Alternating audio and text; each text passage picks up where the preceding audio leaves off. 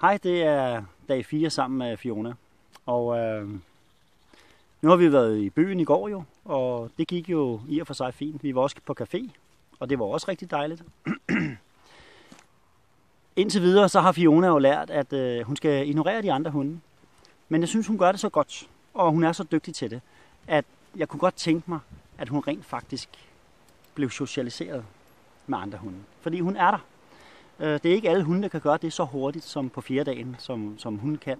Jeg ved jo heller ikke, om hun kan, men jeg forventer det. Og jeg har tænkt mig at gøre det med de her 3 hunde, som der er hernede. Det er 3 meget forskellige hunde, der er her. Honey, som der ligger her i midten, den sorte-hvide. Hun er en beta-hund, det vil sige, hun er egentlig meget højt i vores gruppe. De 2 andre, Smilla og Sepp her, de er langt længere nede. Så det vil sige, de er meget mere afdæmpet, end hun er. Det er egentlig hende, der bestemmer af alle de hunde, der er her lige nu i hvert fald. Så det er derfor, jeg har trukket dem frem. Det er, at der er en, som er oppe, og så er der 2 andre, der er nede. Men hvis I lige følger med op på engen, jeg skal igennem sådan et lille skovstykke her, så går vi lige derop, og så ude på engen, så kan jeg lige snakke med jer og se, hvordan at vi egentlig starter det her. Men jeg kunne faktisk godt tænke mig, at hun kunne lære at løbe sammen med de andre. Jeg har en fornemmelse af, at det kan hun godt hygge sig sammen med dem. Det kunne hun jo ikke for 4 dage siden, men lad os nu se. Og jeg starter jo selvfølgelig med mine egne hunde, som har de her ting, som er høflige. Og det er klart, det er jo også det, hun skal lære. Fiona skal jo også lære, at hun kan gå sagtens være sammen med høflige hunde. Nej, hun skal da ikke være sammen med hunde, der ikke er høflige. Altså uhøflige hunde. Hvorfor skulle hun dog det? Det får mine da heller ikke lov til. Mine, de skal da ikke være sammen med uhøflige hunde. Det gider jeg da ikke. Dem der går og slår hinanden oven i hovedet med skeer og alt muligt andet og hopper op på ryggen af hinanden. Nej, det skal de ikke. Før at de har lært hinanden at kende, så kan de begynde at lege sådan nogle lege. Dem skal de slet ikke starte med. Så følg med, så går jeg lige herop igennem skoven og op på engen, og så tager vi den derop fra.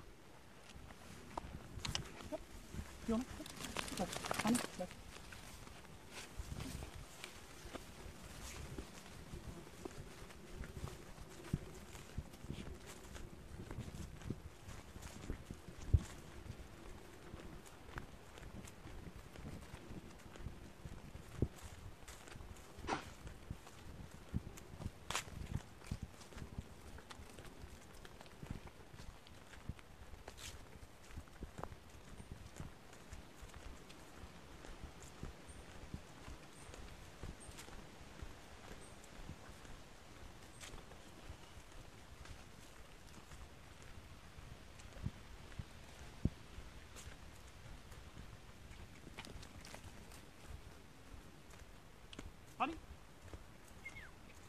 Kom. Kom.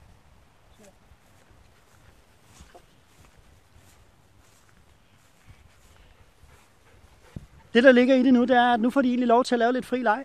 Men inden da, der vil jeg godt lige se, fordi jeg har hende jo stadigvæk i snor. Jeg vil godt lige se, hvad siger hun til de andre. Så der får hun lov, men jeg gør det ikke hvis I kigger ned på hende. Jeg gør det ikke i stram snor. Jeg gør det selvfølgelig, så jeg kan holde hende tilbage, hvis det skulle være. Men hun får lov at gøre det løs snor. Og lige nu vælger hun ikke at gå hen til dem. Fordi at hun skal jo ignorere dem. Det har hun jo fået at vide. Men nu beder jeg hende om, det må hun gerne. Og det gør vi sådan her. Kom.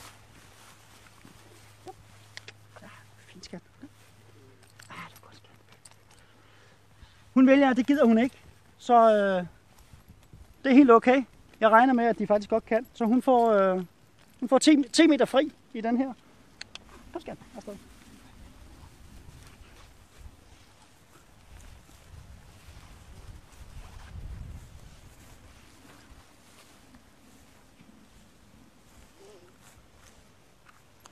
Og det, der er væsentligt her, det er, at hun er faktisk helt på udebane. Forstået på den måde. Hun har slet ikke været hernede før på den her eng. De andre kender den jo til ud og ind jo. Men hun vælger egentlig bare at holde sin egen lille leg, og det er jo fint. Men der løber hun lige efter Sepp, men så er snoren ikke længere, end at hun ikke kan gå længere end det der. Og det er simpelthen fordi, at jeg vil have hende i starten, at det skal være under kontrol jo. Hun skal ikke bare kunne løbe og gøre alle de her ting. Jeg kan prøve at se, om jeg kan kalde lidt på hende. Fiona, kom. Kom skat. Kom søs. Kom. Ja, det var godt. Så kommer hun hen af, og så ser hun de andre, og måske vil de lege, og måske vil de gøre noget, ikke? Men kom skat, kom. Sådan det her. Sådan.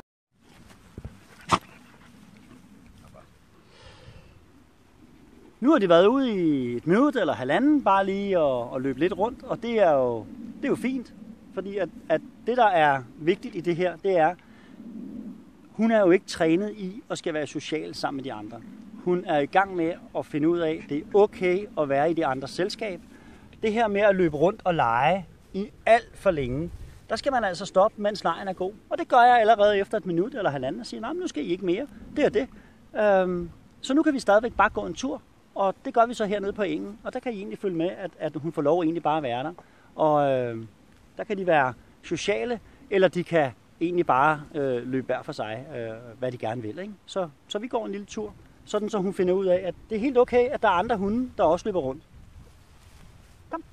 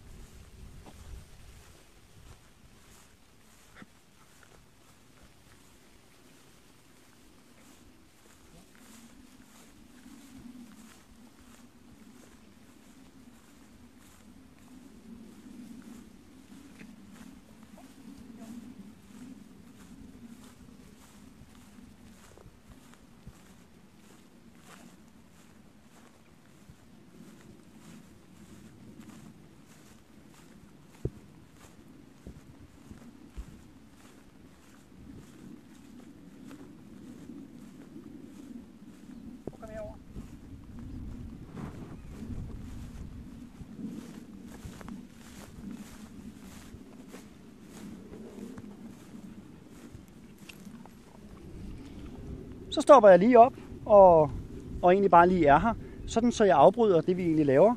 Sådan så, at hunden egentlig finder ud af, jamen vi skal blive her, og vi skal lige være, og vi skal lige stå sammen med far eller sammen med onkel Henrik. Ikke? Så som sagt, det er væsentligt, at hun egentlig bare går med og egentlig bare er der.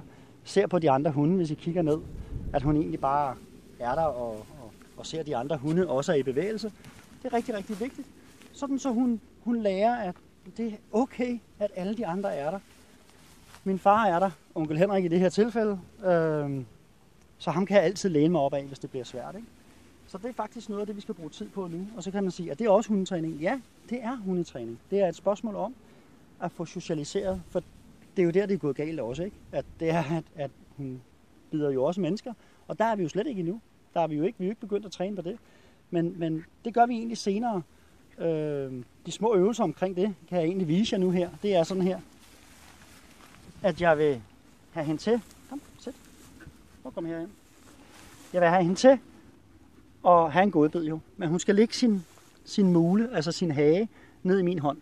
Og det gør jeg egentlig sådan her. Fiona. Jeg tager selv hånden op, sådan der. Så siger hun, det er mærkeligt. Fiona. Og det vil sige, hun får først godbiden der. Når hun altså har lagt, hagen nede i min hånd, ikke?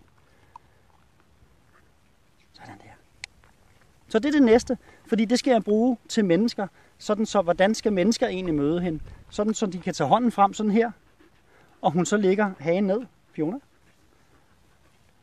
Nu se. Sådan. Så det her med, at berøringen, den skal først være der, inden man faktisk kan få godbiden. Så det er egentlig det, jeg har tænkt mig at gøre med hende. Men det kan I jo følge med, når det er, at vi begynder at træne på det. Så god træning til jer selv derude. Nu går vi ud og hygger os lidt. Fiona, kom.